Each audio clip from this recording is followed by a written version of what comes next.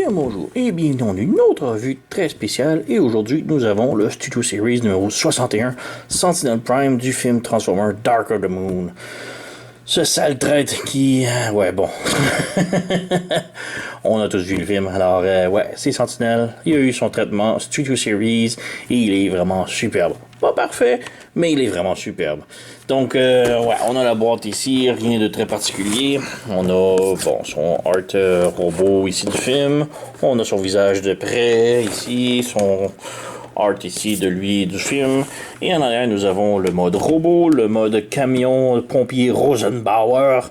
Et on a le backdrop ici, ce qui est Chicago, je crois. Je suis plus trop sûr. Bref, ouais. Donc, on a 32 étapes. Quand même bien. La transformation est complexe, mais facile en même temps. Il y a des trucs dans la transformation que je vais vous montrer qui sont un petit peu ouf. Bref, on a les trucs Lego, rien de très pertinent. Perdons pas de temps avec la boîte. Accessoires. On a un autre accessoire ici. Backdrop et les instructions. Donc le backdrop, comme dit, c'est la bataille de Chicago ici, le centre-ville avec le pont où se déroule le combat final, je crois bien. Ça fait longtemps que j'ai pas vu le film. On a les trucs Lego que personne lit. On a les instructions ici que bon, c'est juste les noobs qui ont besoin d'instructions pour transformer. On a ici une partie assemblage, puisqu'il y a un petit assemblage à faire en sortant de la boîte. Et sinon, on a 16 étapes d'un côté. Et de l'autre côté, on a les 32 étapes qui manquent. Donc, c'est pas mal tout. On a ici un petit aperçu de Scrapper, que j'ai déjà fait la revue. Allez la voir, c'était mon vidéo précédent. Et c'est pas mal ça pour les instructions. Donc, on met de côté. Accessoires, on a le bout du canon ici, qu'il faut venir assembler, comme je disais. On n'a plus rien ici, on jette. Donc, on a le canon ici. Ben, le canon, c'est la lance-feu, disons. Il faut juste venir la brancher ici, comme ça. Il faut juste glisser, et voilà. On vient rabattre ici, et on appuie, et voilà, l'assemblage est complété. On a tout d'abord son arme ici, qui est une double épée. Vraiment cool, mais le problème c'est de l'autre côté, c'est juste des panneaux de tôle. Et ici, on a des belles lames. Il aurait fallu vraiment mettre ça en argent chromé peut-être. Donc peut-être des autocollants si Toy Hacks décide d'en faire. Ça serait un excellent ajout ici. Et ouais, c'est pas mal ça ici. Bien sûr, on peut y mettre dans les mains. Il faut tout d'abord séparer les lames. Et ensuite, on lui insère dans le point une partie de l'arme. Et on insère par en dessous l'autre. Et voilà, maintenant il tient son arme. Donc, ouais, on va bouger la caméra un petit peu pour l'encadrer. Mais Sentinel, ouais, vraiment, le studio, le traitement Studio Series est vraiment superbe. Derrière ici, on a un petit peu de backpack, mais c'est pas si mal. On a ses ailes ici, on peut les ouvrir. Ça lui fait des belles petites ailes. Si je veux s'envoler. Bon, vous m'avez vu, le torse ici se débranche à rien et c'est vraiment agressant. Ça se défait et ouais, c'est très très lousse. Un petit peu agressant, mais bon, on rabat les ailes pour faire sa cape. Et ouais, sinon on peut voir son visage ici. Très beau visage, un petit peu l'air d'un mort vivant, mais quand même bien. Avec sa petite barbouchette, avec ses petits ses dreads dans sa barbiche. La tête est sur un ball joint, donc on peut bouger gauche et droit, haut et bas, mais la barbiche, elle reste, elle bloque un petit peu. Donc, ouais. Les bras peuvent pivoter de ce sens-là. On a les épaulettes qui peuvent bouger indépendamment et le bras qui peut aussi bouger comme ça. On a une rotation au coude et le pivot au coude ici également qui monte plus que 90 degrés. Et on a une rotation au poignet. On a malheureusement rien à la taille. On a une articulation à la taille, donc on peut voir qu'il veut. Mais le problème, c'est que tout est branché ici avec les roues et le backpack. Tout est bloqué, donc il ne peut pas vraiment bouger. Mais il y a une articulation, c'est pour la transformation. Les jambes peuvent faire la split et beaucoup plus que la split. On a la jambe qui peut aller de l'avant comme ça. de l'arrière ici, c'est bloqué par le backpack. Le genou peut plier 90 degrés. On a un pivot aussi en haut du genou. Et la cheville, bon, on a juste les orteils qui peuvent bouger. Malheureusement aussi, les pieds sont comme en angle. Donc si on met les jambes droites, les pieds sont complètement en angle. Donc il faut absolument lui donner une position, les jambes écartées, pour qu'il soit à plat. C'est ça. On a les petites jupettes ici que l'on peut ouvrir sur les côtés. Mais ouais, surtout qu'on bouge les jambes, ça se referme. Donc ouais. On a beaucoup de peinture par exemple pour le torse. Là, c'est vraiment superbe. Là, vraiment, là. J'adore les détails ici. Là. Et sinon, c'est pas mal tout. Côté peinture au mode robot, autre que visage et son torse, c'est assez simple, disons, comme peinture.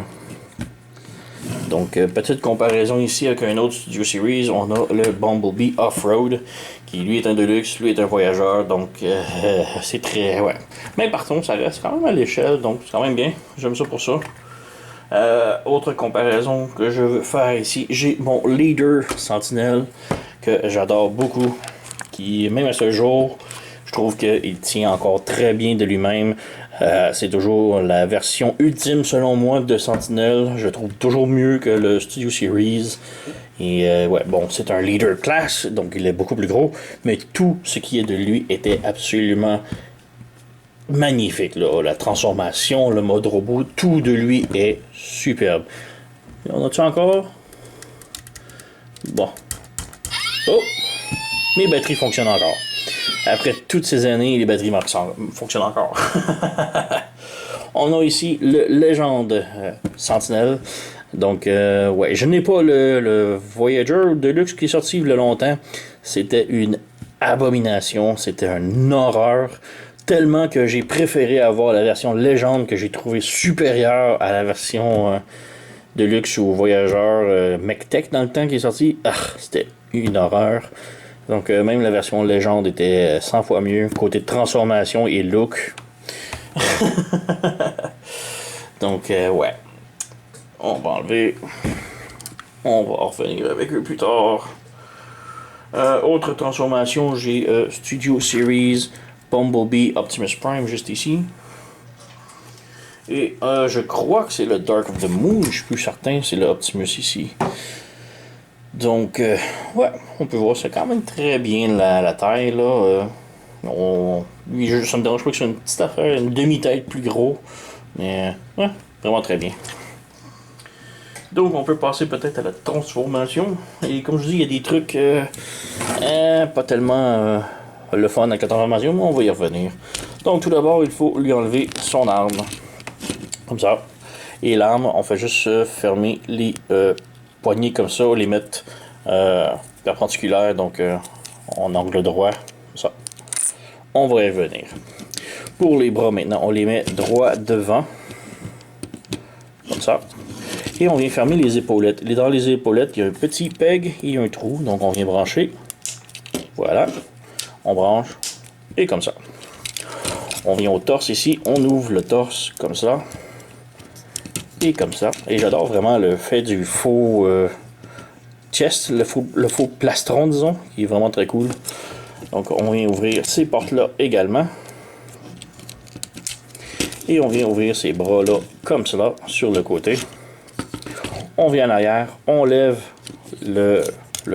les ailes, la cape, et on vient débrancher ça ici en arrière. Il y a comme un peg qui vient se brancher en haut, juste ici.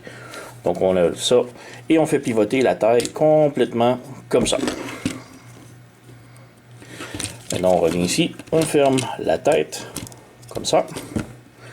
Et là, une des parties complexes, disons, il faut prendre le backpack et le mettre vraiment en angle droit, le plus droit possible. Peut-être juste le fermer. Donc ici, on s'assure que ces pegs-là sont branchés. Et c'est très solide, là. Voilà, donc on branche, on referme ça. Et là, comme je dis, on lève ça le plus haut possible jusqu'à ce que ça bloque. Et on s'assure que ces portières-là ici sont vraiment très droites. Et là, on vient ramener le tout, ça ici. Oh, comme vous voyez, ça l'a fermé dedans, donc il faut recommencer. On ramène ça ici et on branche comme ça. Et là, il faut s'assurer que l'autre côté est parfait aussi. C'est correct. Et là, on vient fermer ça ici par-dessus, comme ça. Et voilà. Ça c'est fait. Donc la taille ici, comme je dis, c'est très lousse, ça veut pas tenir comme du monde, c'est... Ouais. On revient. On met les bras maintenant, ici, on les ramène à l'intérieur. Complètement. Et on peut venir brancher le panneau ici, comme ça. On ramène à l'intérieur. On vient brancher le panneau ici, comme ça. Et en dedans ici, on s'assure que les bras soient branchés un dans l'autre ici. Très important. Si vous allez avoir des problèmes peut-être plus tard, c'est peut-être à cause de ça. Ça n'est un des trucs problématiques, disons. Donc il faut brancher ça ici. Et maintenant, il faut ensuite brancher. Il y a comme des pegs juste ici que les mains vont venir se brancher à l'intérieur. Voilà. Donc c'est pas mal ça. Donc là, on a un pseudo Gear Walk Mode. Maintenant, pour les jambes. On vient ici, on tire les pieds ici comme ça et on pivote la roue comme ça. Maintenant, faites très attention lorsque vous pivotez les jambes, on a le joint, le mushroom, mettons ici, le joint ici, il aime vraiment sortir de son trou, mais juste un petit peu, genre il s'enlève pas complètement, il fait juste sortir un petit peu et à cause de ça, ça bloque la transformation. Donc il faut vraiment vérifier les deux de chaque côté. Si vous avez des problèmes que le mode véhicule ne se branche pas complètement, vérifiez ça, les bras et un autre truc que je vais revenir tantôt. Il y a 3 trucs qu'il faut vraiment s'assurer pour une belle transformation. Donc on lève ça ici, on débranche ça sur le côté ici comme ça, on fait pivoter le panneau ici et on ouvre ce panneau là, on ferme les orteils et on vient rebrancher la jambe à l'intérieur comme ça et ça se branche ici comme ça. Donc on a une jambe de fait, on revient de l'autre côté, on lève les orteils ici comme ça, on fait pivoter ça ici comme ça pour que les roues soient de l'extérieur, on ouvre le panneau ici comme ça, on pivote ça là, on ouvre le panneau ici 3/16 et on referme le pied à l'intérieur et on vient brancher. Voilà. Donc on a les 2 jambes de fait. Maintenant on peut venir brancher les jambes ici en dessous. Donc on voit un petit peg ici qu'il faut venir brancher. Voilà. Et ensuite on peut venir brancher le derrière ici comme ça. Donc on a cette configuration là pour l'instant. Maintenant vient le bout plus complexe, disons. Vous pouvez baisser les jambes comme ça pour laisser accès à la fourche, disons. Et là, on peut voir ici, on a un gros carré. Un petit peu dur à dire à voir, mais on a un gros carré. Et on a à l'intérieur de la taille, ici, le peg. Il faut vraiment le brancher, mais vraiment appuyer à fond pour qu'il bloque dedans. Comme ça. Si ça, c'est pas rentré comme du monde correctement, ça va nuire au panneau ici en arrière et c'est horrible. Donc, on tient maintenant avec le pouce là, vraiment très fort sur ça parce que même s'il est difficile à rentrer, il ressort très facilement. Donc, on maintient la taille, on relève ici et là, on vient brancher les petits panneaux ici. On essaie, voilà, on en a un. Lui, il n'a pas branché. Et hop, tout est ressorti. Voilà, juste m'assurer que la taille ici est toujours bien rentrée.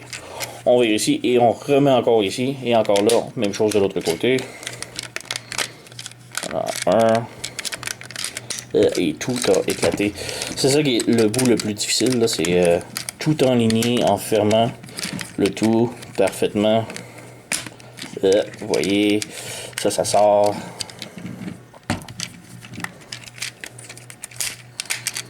Et ce panneau-là s'enlève maintenant. Donc c'est surtout cette partie-là, surtout ce côté-là, je ne sais pas pourquoi, il y a beaucoup de misère, mais là on voit que tout est bien, tout est beau. Donc on prend maintenant les panneaux. Donc le panneau avec la poignée vers l'avant, on vient mettre la poignée juste en haut de la cuisse. Ça branche pas, donc ça va tomber, mais ça fait juste rentrer là, et ensuite on fait juste le faire pivoter pour que ça branche dans les 2 panneaux ici. Même chose de l'autre côté, on fait juste rentrer là et pivoter comme ça. Et voilà. Et tout ce qu'il reste à faire est d'amener ceci vers l'avant. et de lever les miroirs ici. Et voilà, nous avons le camion de pompiers tout transformé. Donc, ouais, comme je dis, il y a beaucoup de trucs qui sont difficiles un petit peu à tout faire en même temps. Tenir ça, rentrer les panneaux ici parfaitement. Mais comme vous pouvez voir, maintenant, tous les panneaux sont bel et bien très bien fermés. Tout est parfait. Mais il faut que tout à l'intérieur soit parfait également. Sinon, j'ai eu énormément de misère, là, surtout ces panneaux-là ici, là, que j'ai eu un petit peu de misère à la vidéo, mais j'en avais tellement plus quand je faisais juste me pratiquer à transformer au cours de la journée. C'était pas le fun. Mais bref, on a réussi. Donc le camion roule bien, rien à dire là-dessus.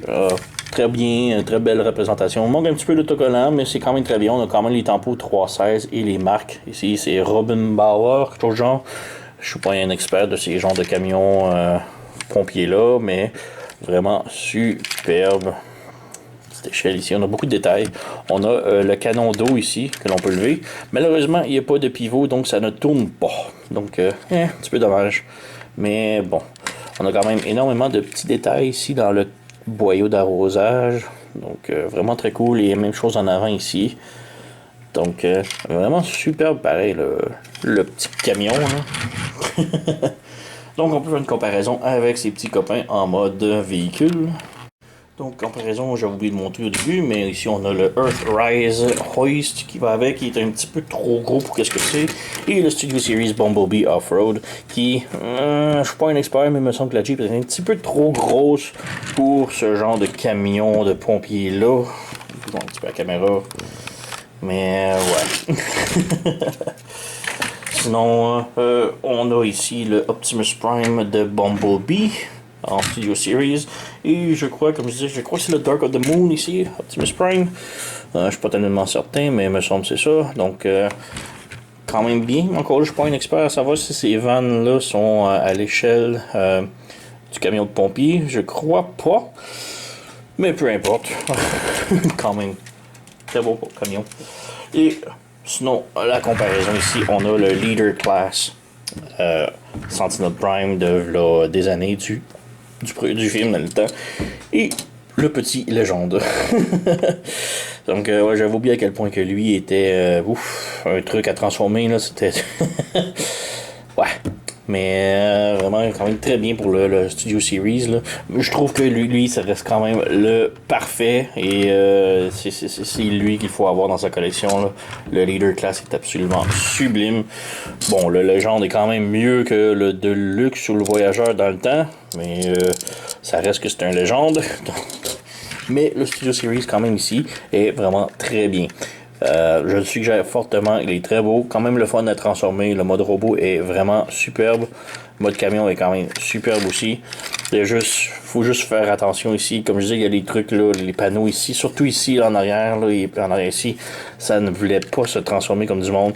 Et si vous avez des problèmes avec cette région-là en mode camion, souvenez-vous que c'est soit les jambes, soit les bras à l'intérieur, ou soit la taille ici. Qui est mal branché et qu'il faut rebrancher parfaitement, sinon le mode camion va avoir de la difficulté. Autre que ça, comme je dis, il n'y a aucun autre truc à mentionner, c'est vraiment un camion superbe. Selon moi, il manque des autocollants, donc Toy Hacks, s'ils veulent faire des autocollants, ça serait vraiment génial pour le camion. Et ouais, donc c'est pas mal tout ici. Likez, subscribez, laissez un commentaire, yada yada yada, et je vous remercie d'avoir écouté et à la prochaine.